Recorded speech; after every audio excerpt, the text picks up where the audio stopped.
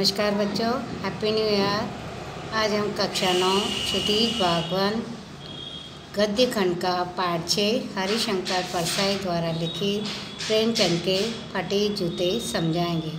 हरिशंकर परसाई का जन्म सन 1922 में मध्य प्रदेश के होशंगाबाद जिले के जमानी गांव में हुआ।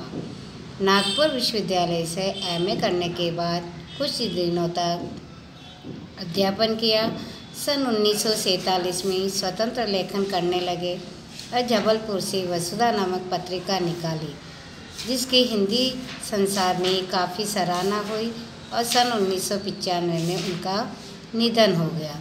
हिंदी के व्यंग लेखकों में उनका नाम अग्रणी है।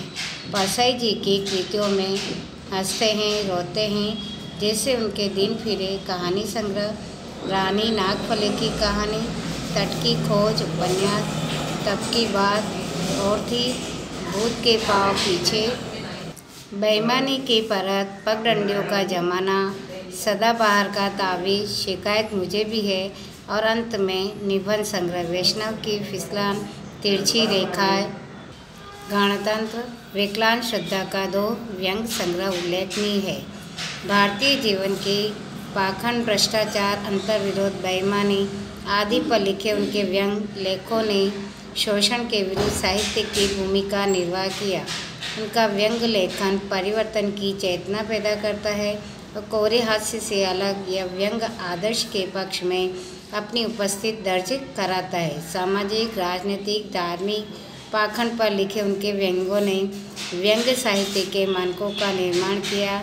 परसाई जी की बोलचाल की सामान्य भाषा का प्रयोग करते हैं, किंतु संरचना के अनूठेपन के कारण उनकी भाषा की मारक क्षमता बहुत बढ़ जाती है। प्रेमचंद के फटे जूते शीर्षक निबंध में परसाई जी ने प्रेमचंद के व्यक्तित्व की सादगी के साथ एक रचनाकार की अंतर्वेदी सामाजिक दृष्टि का विवेचन करते हुए आज की दिखावे की प्रवृत्ति एवं अवसरवादिता पर व्यंग किया है। प्रेमचंद के फटे जूते। प्रेमचंद का एक चित्र कवि के लेखक के सामने है। पत्नी के साथ फोटो खिंचा रहे हैं। सिर पर किसी मोटे कपड़े की टोपी, कुर्ता धोती पहने हैं। कनपट्टी चिपकी है। गालों की हड्डियाँ उभर आई है, पर घनी मुझे चेहरे को भरा भरा बतलाती है। पाँव में कैनवस के जूते हैं, जिनके बंद बेतरतीब बंधे हैं, यानी उनके फीते बंधे हैं। लापरवाही से उपयोग करने पर बंद के सिरों पर की लोहे की पतरी निकल जाती है और छेदों में बंद डालने की परेशानी होती है, तब बंद कैसे भी कस लिए जाते हैं।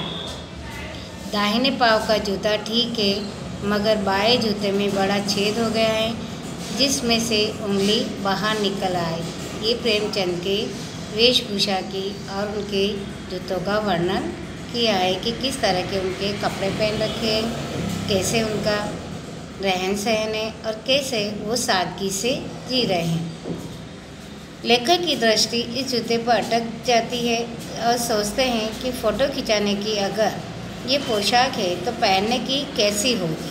यानी लेखक सोचते हैं कि अगर फ़ोटो खिंचाने में ऐसी पोशाक पहनते हैं तो वो सादगी में कैसी पोशाक पहनते होंगे।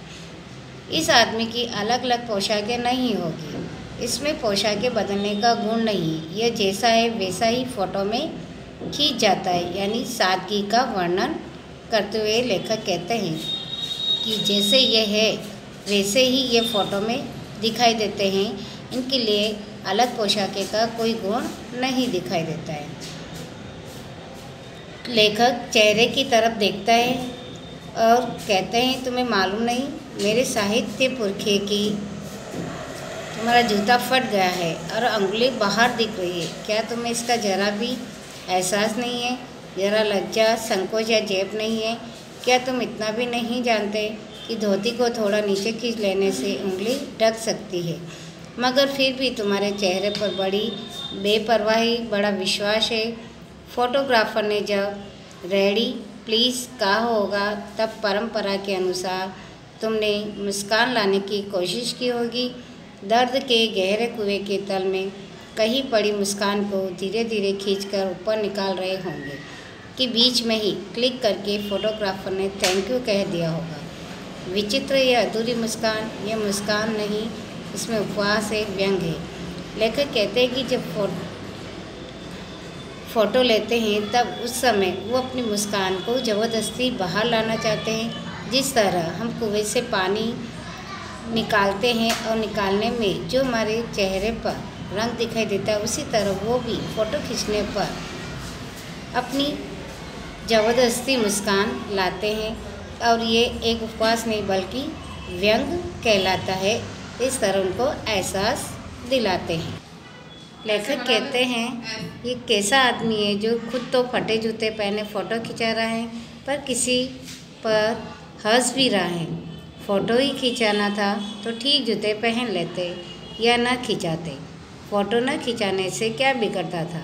शायद पत्नी का आग्रह रहा हो और तुम अच्छा चल भाई कहकर बैठ गए होंगे, यानी अपनी पत्नी के कहने पर ही वो फ़ोटो खिंचाने को तैयार है, ऐसे लेखक सोच रहा है।